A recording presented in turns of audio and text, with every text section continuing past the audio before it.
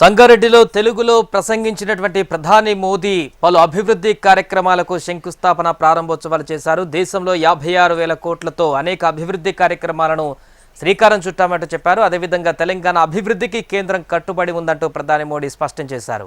దేశంలోనే ఇది మొదటి సివిల్ ఏవియేషన్కి సంబంధించినటువంటి ప్రాజెక్టు గురించి కూడా మాట్లాడుతూ ఆయన వివరించడం జరిగింది. సంగారెడ్డిలో 7,000 కోట్ల అభివృద్ధి పనులను ప్రారంభిస్తున్నామంటూ వెల్లడించారు. రాష్ట్రాల అభివృద్ధితోనే దేశ అభివృద్ధి సాధ్యమవుతుందంటూ మోడీ మరోసారి ప్రస్తావించారు. 10 ఏళ్లలో దేశంలో ఎయిర్పోర్టుల సంఖ్య కూడా రెట్టింపైందంటూ కూడా ఆయన మాట్లాడడం జరిగింది. తెలంగాణ అభివృద్ధికి కేంద్రం ఎప్పటికీ కూడా కట్టుబడి ఉంటుందంటూ కూడా ప్రసంగించినటువంటి మోదీ బేగంపేటలో సివిల్ ఏవియేషన్ రీసెర్చ్ కేంద్రానికి సంబంధించి కూడా మాట్లాడడం జరిగింది. ఇది దేశంలోనే మొదటి సివిల్ ఏవియేషన్ రీసెర్చ్ సెంటర్ అంటూ కూడా ప్రస్తావించడం జరిగింది.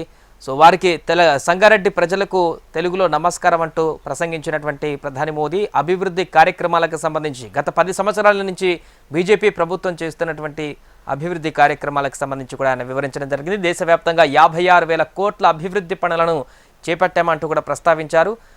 ప్రస్తుతానికైతే సంగారెడ్డిలో 7,000 కోట్ల అభివృద్ధి కార్యక్రమాలకు సంబంధించి ప్రారంభోత్సవాలు, శంకుస్థాపనలకు సంబంధించినటువంటి కార్యక్రమం అనంతరం ఆయన దీనికి సంబంధించిన వివరాలను వెల్లడించడం జరిగింది.